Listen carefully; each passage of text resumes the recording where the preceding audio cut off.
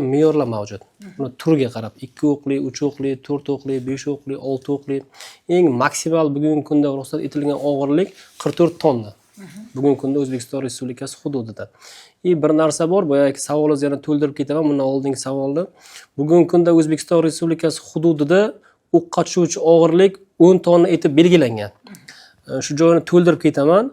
10 tonna deganda haydovchilar tushunadiki, agar avtotransport vositasida manda 6 o'qli bo'ladigan bo'lsa, 10 tonnadan 60 tonna yuk tashishi mumkin degan savollar paydo bo'lyapti fuqarolarda, haydovchilarda. Bir narsaga urg'u berish kerakki, Vazirlar Mahkamasi qarorida umumiy ruxsat etilgan massaga rioya qilinganda 10 tonnadan oshmasligi kerak. Bu degani o'ziga ruxsat etilgan 2 o'qliga 18 tonna masalan, 3 o'qliga 26 tonna ruxsat berilgan normaga amal qilganda 10 tonnadan oshmasligi kerak. Yetaklovchi o'qqa. Shuni dapallanib ketaylik. Tushuntirib ketaylik. Aniq qilib ochib bir narsa borki, 2024-yil 28-oktyabrdagi 710-sonli qaror mavjud. 710-sonli qaror bilan biz 2011-yil 26-dekabrdagi 342-sonli qaroriga o'zgartirish va qo'shimchalar kirgizganmiz.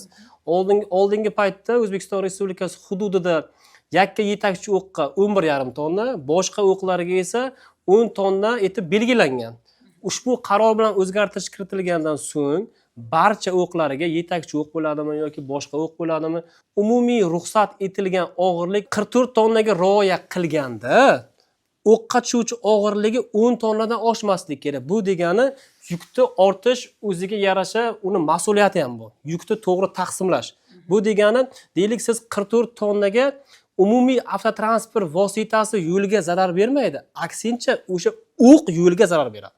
Qanday qilib? Masalan, deylik 44 tonna yuk, oddiy terminda. Siz boya gapingizni boshida aytib o'tdingizki, bugungi kundagi yo'llarimizda aksariyat qismi 6 tonna, 9 tonnaga mo'ljallangan dedingiz. Chunki sobiq sovet davrida qurilgan va o'sha payt uchun 6-9 tonnaligi o'qqa tushadigan mo'ljallab qurilgan. O'q degani yon tomoningizdan qaraganingizda shu bir tomonda ballon ko'rinadi, masalan, 6 ta. Bu degani 6 ta o'qda hammasida taqsimoti og'irligi turlicha taqsimlangan bo'ladi. Turlicha taqsimlangan bo'ladi.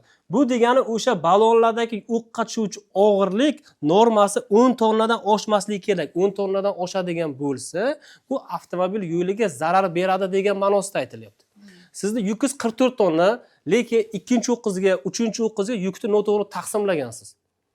O'sha noto'g'ri taqsimlash hisobiga 13 tonna, 14 tonna chiqib qoladigan bo'lsa, siz avtomobil yo'liga zarar beryapsiz.